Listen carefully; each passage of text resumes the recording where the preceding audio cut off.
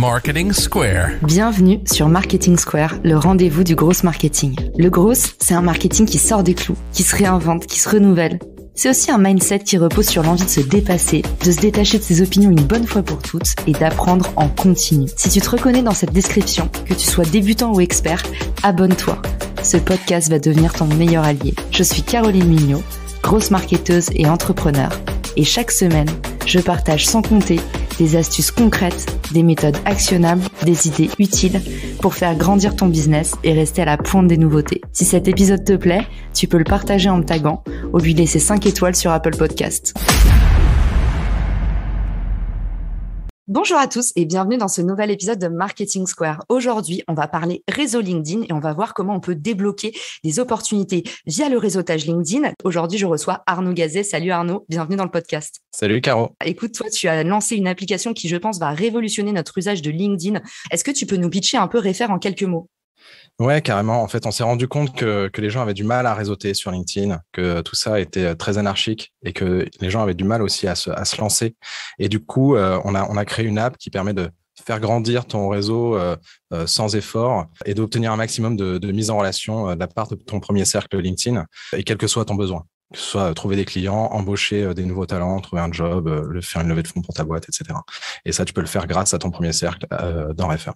C'est vrai que c'est bien de s'évertuer à envoyer 1000 invitations LinkedIn, mais en fait, il y a un moyen plus intelligent qui est de profiter de mise en relation. Et là, vous êtes sûr que vous allez avoir un taux de réponse et d'acceptation de pratiquement 100%. C'est déjà un très bon hack. Ce que j'entends souvent dans le réseautage, la croyance limitante numéro 1, c'est en fait, j'ai pas de réseau pour commencer. Est-ce qu'il y a un bon moment pour se lancer dans le réseautage ? Est-ce qu'il faut avoir des qualités particulières ? Il y a des prérequis ? Comment on fait ? Écoute, je pense que la première chose, c'est de se lancer le plus tôt possible. Le réseau, c'est une logique de cercle concentrique et c'est quelque chose qu'il faut que tu commences à activer dès ton plus jeune âge, en fait. Dès le moment où tu sors de l'école, c'est le moment où tu vas commencer à faire du réseau et ensuite tu vas continuer à en faire tout au long de ta carrière. La deuxième chose, c'est, en fait, on le dira jamais assez, mais il faut donner avant de recevoir. Évidemment, si tu commences par faire des mises en relation et mettre des gens en contact, forcément, les gens te le rendront à un moment donné. Donc, il faut être un peu altruiste au début. C'est ce qui permet de recevoir ensuite. Et je pense que la dernière chose, c'est de vraiment s'intéresser aux gens quand tu commences. C'est d'abord de leur apporter de la valeur et ensuite de pouvoir demander des services. Voilà. Donc, on va le voir, il y a différentes façons en fait de provoquer la rencontre. Il y a différents codes à respecter pour pouvoir bien se présenter. Mais déjà, merci d'avoir rappelé que effectivement, c'est important de donner en premier, donner sans rien attendre en retour. C'est ça la gentillesse, c'est pas donner et attendre quelque chose derrière. Mais alors, à contrario, faut aussi le dire, soyez aussi capable de recevoir. Et ça, c'est quelque chose qui est important dans le réseautage, c'est oser demander. Pourquoi ? Parce que quand vous demandez un service, vous êtes aussi l'initiateur d'une relation. C'est-à-dire que cette personne va potentiellement vous rendre service et vous allez avoir l'occasion de give back. Donc, en fait, vous allez créer l'échange. Ne vous complexez pas en vous disant « je demande service ». N'ayez pas l'impression de faire la manche. N'ayez pas l'impression de vous mettre en danger. Au contraire, c'est très puissant que vous puissiez commencer à initier la relation. On pourrait se demander « moi, je suis introvertie, moi, je suis timide, mais comment je fais en fait pour networker ? Comment est-ce que je fais pour provoquer une rencontre et rentrer un peu dans les codes ? Est-ce que tu as des conseils pour nous ? » Ouais, pour moi, la première chose à faire, c'est d'être à l'écoute d'un besoin. Il faut évidemment que quand quelqu'un te demande quelque chose, il faut que ce soit intelligible. Donc, il ne faut pas hésiter à creuser quand ça l'est pas. Ça, pour moi, c'est essentiel de bien comprendre ce que font les gens, de ce dont ils ont besoin, etc. C'est ce qui permet de générer la bonne rencontre. La deuxième chose, c'est de bien scanner son réseau correctement pour pas rater d'opportunités de connexion. C'est vrai qu'aujourd'hui, il y a un vrai problème dans LinkedIn. C'est une vraie tannée d'organiser son réseau. Et c'est vraiment un frein que Réfère débloque en fait en te proposant directement les personnes dans ton réseau qui matchent avec les besoins des personnes qui te sollicitent. Et ça, c'est quelque chose d'hyper important et c'est ce qui permet aussi de rendre tes mises en relation aussi beaucoup plus exhaustives. Et quand vous êtes dans la vie réelle, il y a un truc qu'on dit pas assez, c'est en fait, et surtout quand on est timide et introverti, d'ailleurs c'est une phrase que j'adore, dont je parlais dans mon dernier live, c'est les extravertis, ils parlent pour penser, Et les introvertis, ils pensent pour parler. Et du coup, un gros défaut qu'on a souvent quand on est un peu timide, c'est qu'on a tendance, quand on arrive en face de quelqu'un, à en fait tout de suite être dans la préparation, préparer dans sa tête. Et parfois, ça arrive aussi à l'écrit. Du coup, c'est une maladresse qu'on fait souvent, c'est-à-dire arriver et finalement pas être dans l'échange, mais plus se regarder soi, essayer au maximum d'être dans l'écoute active. C'est-à-dire, prenez le temps de faire une phrase courte pour commencer. Comment ça va? Contextualiser. N'arrivez pas tout de suite avec vos gros sabots. Et du coup, comme a dit Arnaud, écoutez le besoin, surtout écoutez activement, c'est-à-dire ne soyez pas dans une progression, une suite logique de plusieurs questions que vous avez préparées. Ça va être un frein plutôt qu'un accélérateur. Je pense qu'il y a aussi un truc qui est hyper bien dans la mise en relation, c'est que moi je déteste en fait les événements de networking. Je déteste aller à la rencontre des gens physiquement. C'est un truc que j'aime pas du tout. Et en fait, la mise en relation, ça permet vraiment de casser cet effet. C'est une possibilité de pouvoir réseauter, d'aller rencontrer des gens sans forcément d'avoir besoin de faire le premier pas et d'initier ce premier pas qui peut être un peu compliqué. Tu as carrément raison et c'est une image que j'adore donner. C'est en fait la mise en relation pour que vous puissiez un peu schématiser la différence et à quel point c'est surpuissant justement pour les timides et les introvertis. Ça, en fait, c'est exactement la différence entre si vous essayez de vous incruster dans une soirée et que vous arrivez tout seul sans connaître personne versus si vous arrivez au bras de la personne que tout le monde connaît déjà dans la soirée. Et en fait, le pouvoir de l'introduction, c'est qu'en fait, vous bénéficiez déjà de preuves sociales. Donc finalement, vous n'avez pas besoin de partir de zéro et vous allez être beaucoup plus à l'aise dans cette relation. Alors, dans une mise en relation, il y a 3 acteurs. Comment ça se passe côté connecteur pour la personne qui met en relation? C'est quoi les codes à respecter pour faire une bonne intro à quelqu'un? Alors, quand on connecte des personnes, c'est un moyen d'être hyper valorisé, en fait. C'est toi qui est à l'origine de la mise en relation, c'est toi qui est à l'origine de l'histoire qui va se passer ensuite. Et il faut pas oublier que, en fait, on met notre crédibilité en jeu à chaque fois qu'on est connecteur. On a une sorte de social credit. Ce social credit, j'aime bien l'illustrer comme une petite cagnotte de jetons, tu vois, un peu imaginaire que tu as avec chacune des personnes de ton réseau. Il faut les dépenser à bon escient et toujours avoir en tête que tu peux à la fois donner des jetons, que tu peux en recevoir, mais que si tu commences à être débiteur, c'est comme à la banque, ça ruine tes relations avec les gens, en fait. Et ils accepteront potentiellement plus jamais de te présenter leur réseau ou que tu leur présentes le tien. On va dire que les raisons principales de mauvaise dépense de tes jetons, là, c'est s'il n'y a pas d'intérêt, un intérêt qui va dans les deux sens. Ça, c'est toujours important de bien se rendre compte à la fois du besoin, même si c'est un prospect, même si c'est quelqu'un à qui potentiellement la personne qui te demande a quelque chose à vendre, c'est important aussi que tu ressentes un besoin. Donc ça, c'est en fait la réciprocité de besoin, elle est hyper importante. Le deuxième point, c'est s'il y a un message qui est pas clair, un objectif qui est flou. Ça, c'est un second problème. Tu vas pas maximiser tes chances de générer une bonne mise en relation. Le dernier point, c'est une personne que tu présentes qui est pas forcément fiable. C'est important aussi de soit s'être vraiment bien renseigné sur la personne que tu vas présenter, soit de la connaître, tout simplement. J'adore le concept de social credit, j'en avais jamais entendu parler et tu as complètement raison en fait. Je pense que je l'avais jamais intellectualisé mais c'est quelque chose que je ressens vraiment. Vous savez, quand il y a une personne où vous vous dites « Ah mais non, je peux plus la contacter, j'ai déjà trop abusé ». Donc, en résumé, ne vous précipitez pas, sentez l'expression du besoin, soyez dans l'écoute active quand on vous demande une mise en relation, ne passez pas tout de suite à l'action, osez demander à la personne « Est-ce que tu peux m'en dire un peu plus sur ton projet? Qu'est-ce que tu recherches vraiment? Qu'est-ce qui te semble important pour toi? Avec qui tu voudrais échanger? Qu'est-ce que tu pourrais apporter à cette personne? Et puis, humainement, c'est quoi le type de personne avec qui tu te sens à l'aise? Ça, c'est en fait des éléments qui vont vous permettre de jauger la réussite future de la mise en relation avant même de l'avoir initiée. Ensuite, on a la 3e partie. On a donc le connecté, la 3e personne, donc la personne à qui le connecteur vient transmettre la mise en relation. C'est quoi les codes de son côté? C'est quoi les ingrédients, la secret sauce qui permet de bien recevoir une mise en relation?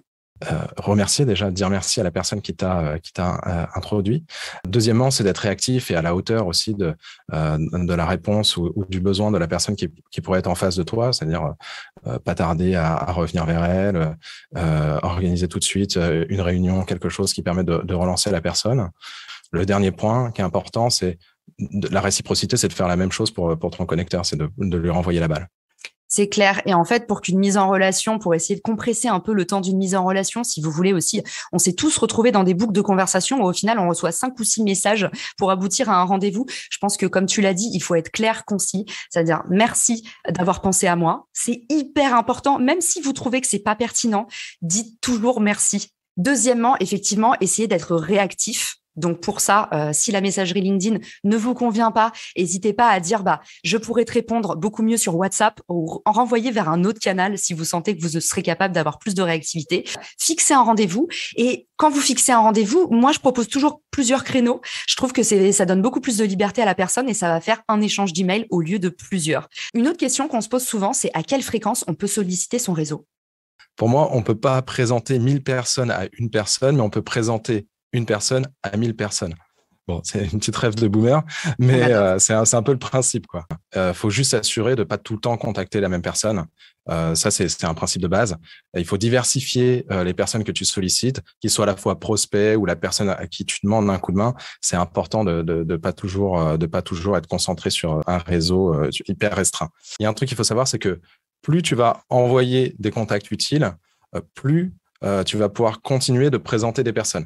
Ça, même si c'est un prospect, même si c'est un investisseur, etc., plus en fait tu vas avoir de la qualité dans les personnes que tu envoies, plus tu pourras continuer d'en envoyer. Voilà, ça c'est un truc qui est assez intéressant à mesurer et c'est bien de toujours prendre un peu de feedback, de retour de la part des personnes qui sont les prospectées pour savoir si ça s'est bien passé, etc., etc. Ça c'est des points sur lesquels on va essayer de travailler nous vraiment dans les semaines à venir sur FR.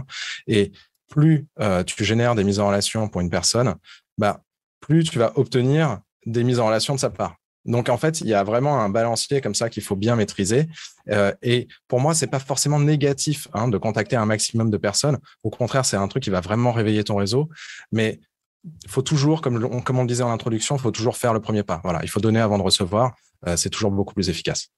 Je suis tellement d'accord avec toi et quand tu vois la valeur que tu crées quand tu es un connecteur, on a l'impression parfois de demander service, on n'ose pas, mais en fait le nombre de fois où les personnes viennent vous remercier en disant mais grâce à toi, j'ai rencontré telle et telle personne, merci. Moi j'ai créé des mariages, j'ai créé des colloques, j'ai créé des cofondateurs qui se sont rencontrés. En fait, vous savez pas les rencontres que vous allez créer, ce que ça peut donner dans 5, 6 ou 7 ans. Et du coup, n'hésitez pas, encore une fois, on a l'impression de demander un service sur le coup, mais ça a une valeur ultra gratifiante sur le long terme. Et justement, tu sais qu'une de mes convictions, je travaille beaucoup en ce moment sur l'économie des créateurs. Moi, je suis persuadée que la mise en relation, ça va s'inscrire dans l'économie de la création parce qu'on crée énormément de valeur, pas seulement de la valeur pécuniaire, de la valeur humaine, des partages, des échanges. Et comme je te dis, on peut créer énormément de choses. Il y a ta tagline dans Refaire que j'adore, qui me parle beaucoup, tu sais, c'est une rencontre peut changer votre carrière, votre vie et même le cours de l'histoire. Et je pense qu'aujourd'hui, il y a vraiment quelque chose à faire pour valoriser les connecteurs, valoriser ceux qui créent des mises en relation fructueuses. Et je sais que toi, avec Refer, tu travailles justement à un schéma de monétisation. Tu peux nous dire un petit peu, alors pour l'instant, tu es en train encore de lancer ton produit. N'hésitez pas d'ailleurs à rejoindre Refer pour envoyer de la force à Arnaud. Est-ce que tu peux nous dire un peu ce que vous avez dans le pipe, même si on sait que ça sortira peut-être pas comme tel, à quoi tu penses en ce moment? Effectivement, on pense que monétiser son réseau, c'est quelque chose qu'aujourd'hui on ne peut pas faire, qu'on n'a pas vraiment d'outils pour pouvoir réaliser un peu ce rêve. Et le fait d'avoir créé des réseaux pendant des années, d'avoir construit comme ça, bâti quelque chose qui est long et qui est chronophage à faire, c'est important de pouvoir en tirer quelque chose ensuite. Et nous, on est vraiment dans cette logique de pouvoir dire, j'ai un utilisateur qui cherche ou quelqu'un qui est dans mon réseau qui cherche quelqu'un qui a vraiment de l'importance pour lui.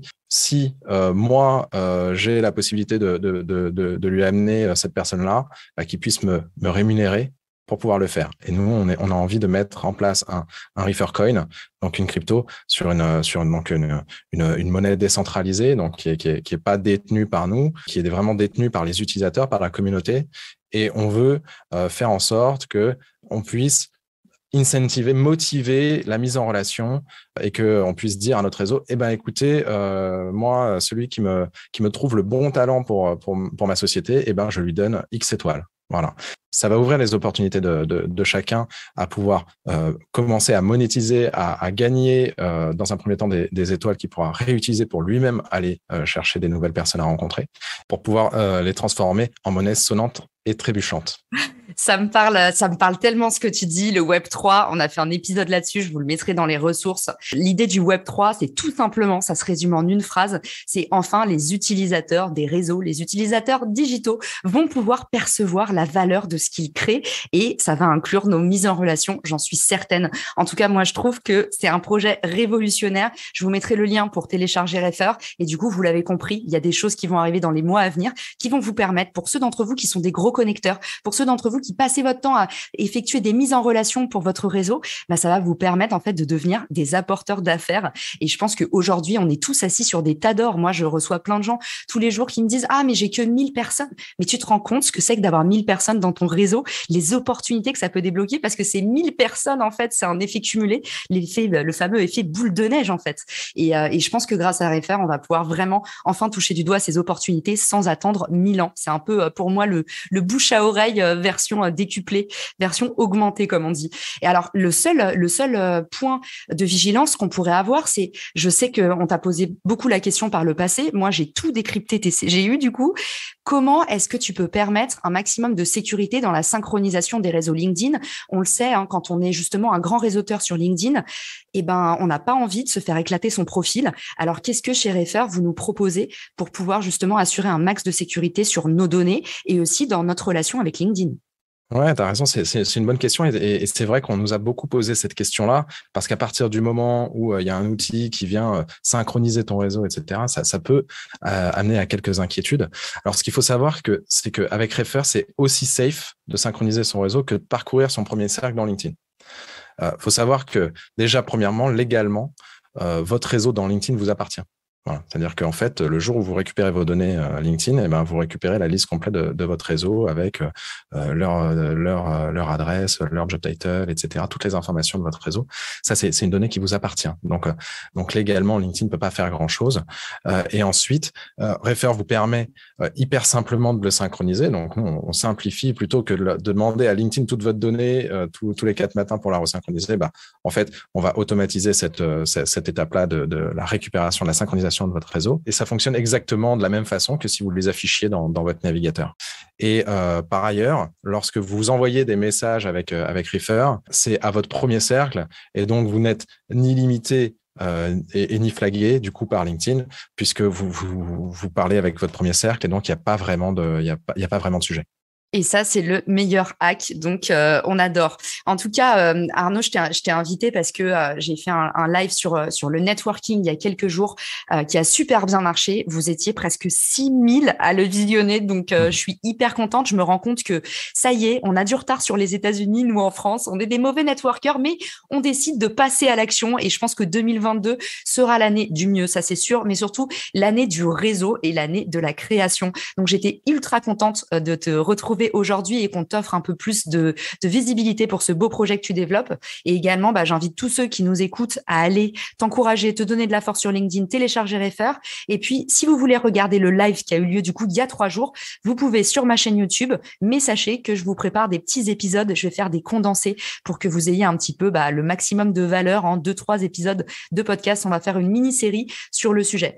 Arnaud, où est-ce qu'on peut te retrouver, t'envoyer des mots d'amour, des encouragements? Dis-nous tout. Écoute, merci Caro pour cette invitation. C'était trop cool de parler de réseau avec toi aujourd'hui. Cette année, on va passer à l'action tous ensemble. Ajoutez-moi sur LinkedIn. On va faire des grandes choses. Trop cool. Merci Arnaud. Merci à tous ceux qui nous ont écoutés et je vous dis à très vite dans le podcast. Ciao. Si t'as écouté jusqu'ici, c'est certainement que cet épisode t'a plu. Ce podcast est rendu possible par Richmaker, le Tinder du B2B comme on l'appelle. C'est une plateforme que j'ai lancée et qui permet d'identifier des partenaires compatibles en fonction de ton business. En gros, dis-moi quels sont tes objectifs marketing et je te dirai qui va t'aider à les dépasser au sein de ton écosystème. Pourquoi aller chercher ses clients un par un quand on peut placer sa croissance en pilote automatique? Plus d'excuses, passe à l'action et à très vite sur Marketing Square, le podcast du gros marketing. Marketing Square.